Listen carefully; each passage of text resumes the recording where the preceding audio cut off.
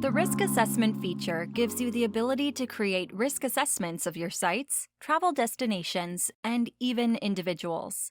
Depending on which user role you have, the things you can see and do in the risk assessment function will vary. If you are an employee, you will only be able to view and update things within the risk assessment if given access to it.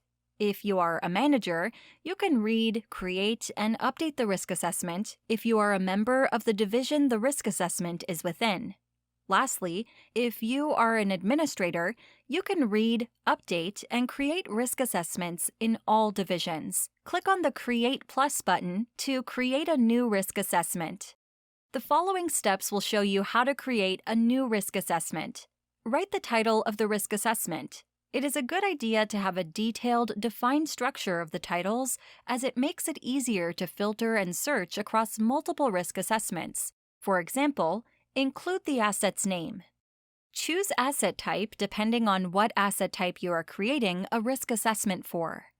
The Divisions tab is used to decide who should have access to the risk assessment.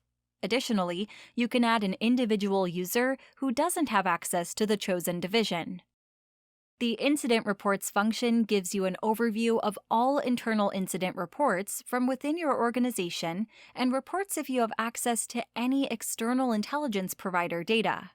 In this case, from the External Intelligence Provider risk line. You can narrow your search by clicking the Filter button. You will see different search categories you can filter across.